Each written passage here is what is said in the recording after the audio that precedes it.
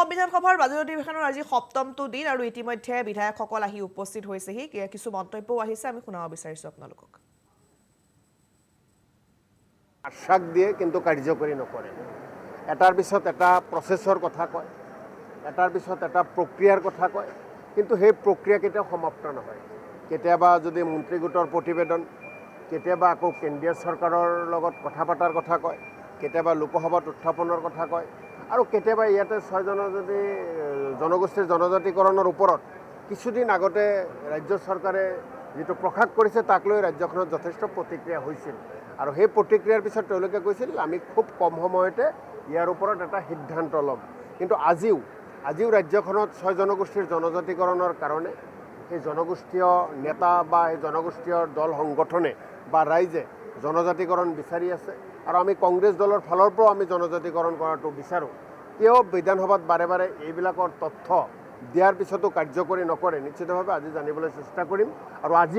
আজিও আমাৰ পবিত্ৰ বিধানসভাত কংগ্ৰেছ বিধায়িনী দলৰ পৰা স্পষ্টভাৱে চৰকাৰৰ ওচৰত দাবী থাকিব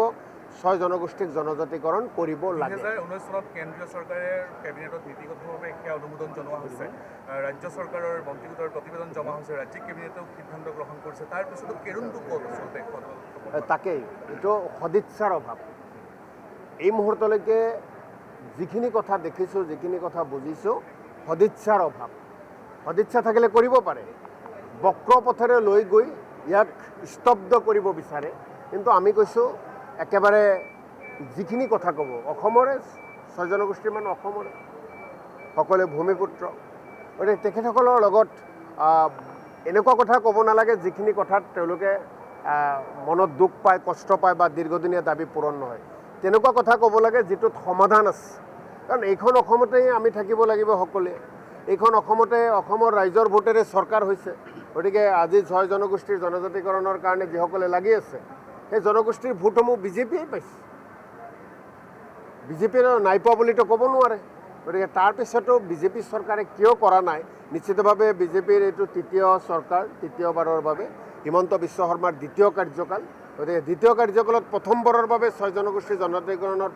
প্ৰসংগটো আহি আছে উত্তৰ কি দিয়ে তালৈ বাৰ চাই আছে আজি উচ্ছেদৰ প্ৰসংগটো ওলাব যেহেতু উচ্ছেদ হৈ আছে অসমত ঠিক আছে যিখিনি প্ৰসংগ ওলাব তাত আমাৰ দলীয় যিখিনি ষ্টাণ্ড বা আমাৰ যিখিনি দায়িত্ব কৰ্তব্য অসমৰ ৰাইজৰ প্ৰতি বা বিষয়বস্তুৰ ওপৰত আমাৰ যিখিনি ষ্টাণ্ড আমাৰ যিখিনি ক'বলগীয়া নিশ্চিতভাৱে পবিত্ৰ বিধানসভাত আমি কথাখিনি উল্লেখ কৰিম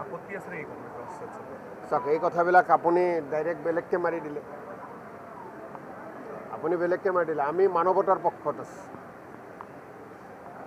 আমি ভূমিহীন মানুহৰ পক্ষত আছোঁ ভূমিহীন মানুহক ভূমি দি তাৰপিছত উচ্ছেদ চলোৱাৰ পক্ষত আছে উচ্ছেদ কৰিবলৈ যাওঁতে যিখিনি নিয়ম নীতি মানি চলিব লাগে সেই নিয়ম নীতিখিনি পক্ষত আমি আছোঁ গতিকে আমাৰ কথা একেবাৰে স্পষ্ট কথা অসমত থকা প্ৰতিজন মানুহক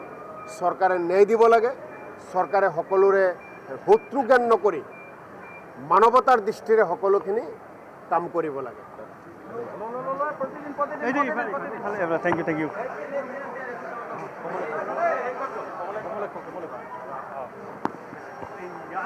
মই দিছিলোঁ ভালকৈ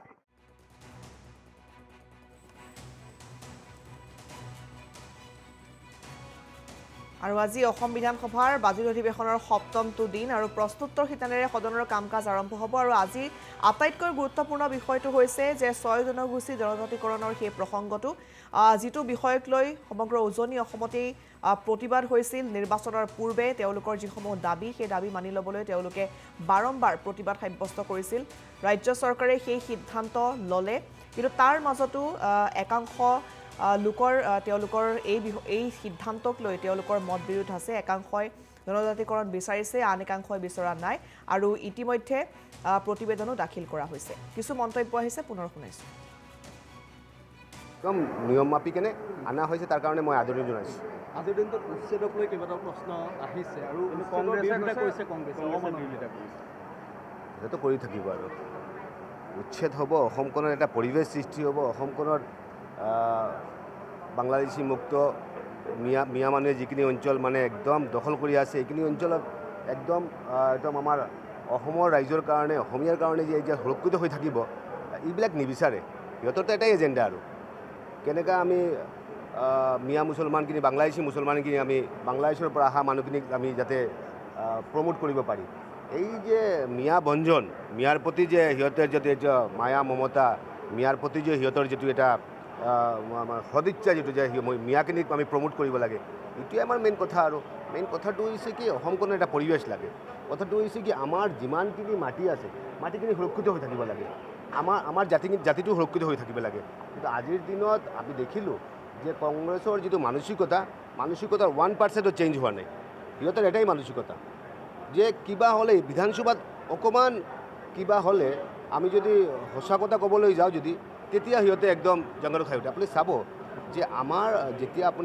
আমাৰ হিন্দু মানে কিবা বেয়া কৰিলে আমি কিন্তু এটাৰ অপ'জ কৰোঁ, কিন্তু আপুনি চাব